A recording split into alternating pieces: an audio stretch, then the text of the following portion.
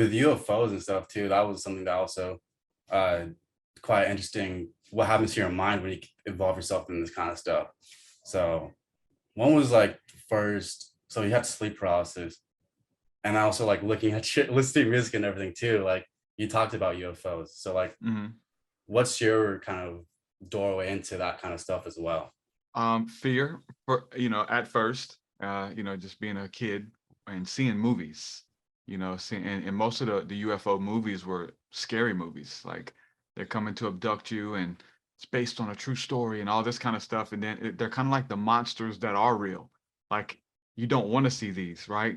Like even in that ghost thing that you're talking about, or being scared of something outside the door. But the alien thing was always in the back of my head that these monsters could be real and they'll come get you and kidnap you and just torture you and not kill you and you'll never come home. Like that was the stuff we watched on television, like Unsolved Mysteries and um the movie Fire in the Sky. It was they portrayed it in a sense of horror movies. So I was afraid of it, like deathly afraid of aliens, but I was intrigued. Like there was something deeper into the horror. um, but when I'm at home by myself, 2 in the morning, 12, it doesn't matter. Like I know they're coming for me kind of thing as a kid. So I was like super paranoid, like you're saying. So that was my introduction to that kind of stuff. But it wasn't until um, maybe 2009 or so, um, I started researching a little bit more, 9, 10, and then finding Christian material about aliens. And all the Christian material fed into my fears was like, hey, they're demons. Aliens are demons, and they're the Nephilim, and they're fallen angels, and they're abducting people and mutilating cattle and all this kind of stuff. So it was still coupled with the fear stuff. And I did a couple months of research under that kind of stuff, but I had seen videos of people going out.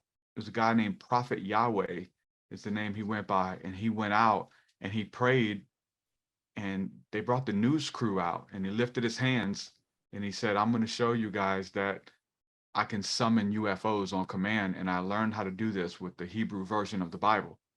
I seen that video, and he goes out and ABC or whatever, the news crew's there, and literally these balls of light show up during the day, these objects that are reflecting light as he prays for them to come. And I just got chills when I seen that video. It's like, wow, there's something to it. And then he's using the Bible and it's doing it in a good way.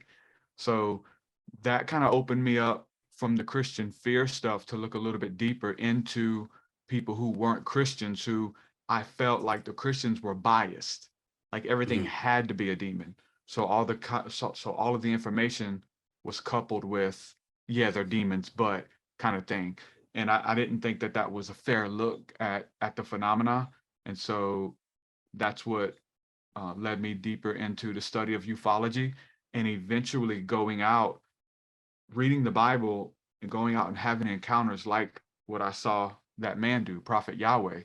And I would have encounters under the stars where they would show up and they would start lighting up all in the sky and going into stars, and stars would pulsate and a little light would come out of the star and fly away. I mean, just things that blew my mind to know, like, oh, this is real and there's something deeper here. They know what I'm thinking when they're communicating, they're telling me where to look. So it went from 0 to 1,000 really quick. What does the word Merkaba have to do with what you just described right there? Yeah, the chariots of the Lord, the chariots of Ahaya. That's what the word means in Hebrew. In the Bible, it talks about the chariots of fire, and the word chariot is the word Merkaba, and it essentially means light body vehicle. And so they said that they would follow God or the gods, the lords, through the desert as a Merkaba, and it would be a cloud by day and a flame of fire by night.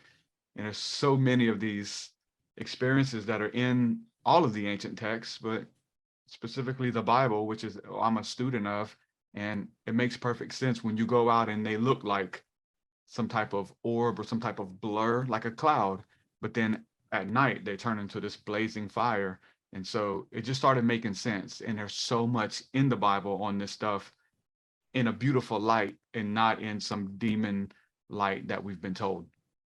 Yeah, that makes so much sense because I mean, there was one time, this is probably the only UFO encounter that I've had, but I live in Los Angeles. I'm from Los Angeles, so I was driving next to a freeway where you can see the big tall skyscrapers right there. And then above one of the skyscrapers, I see this bright light, not like right above, but like off in the distance. And then it looked like it was like right above it. And it looked a little bit different than like an airplane.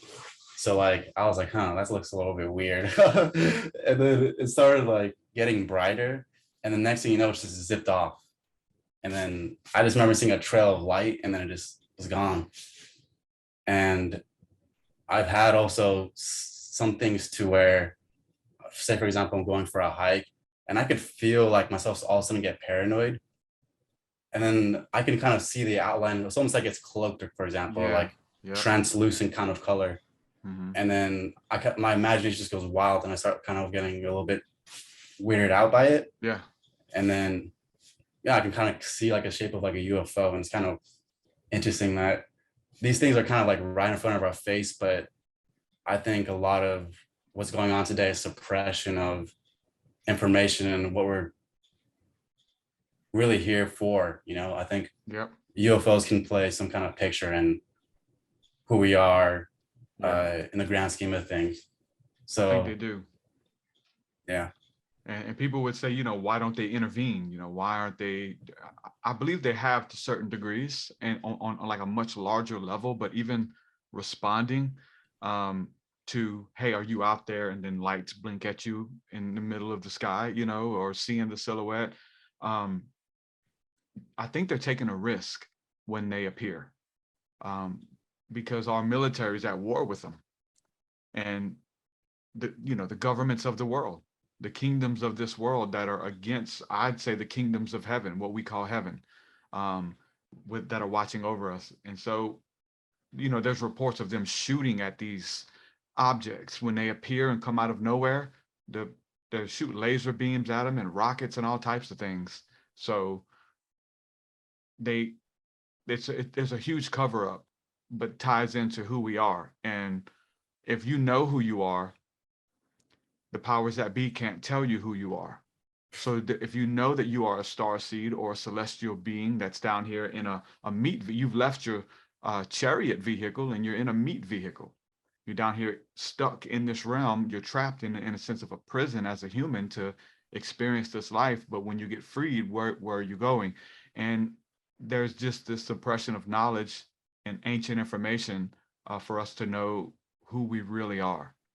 Because if we don't know who we are, we know that they can tell us who we are, and they can make it up and tell you that you're whatever they've told us, and suppress people, or your life has no meaning, or you're just here by chance, or you're a mistake, or whatever they wanted to. We came from monkeys, all kind of things.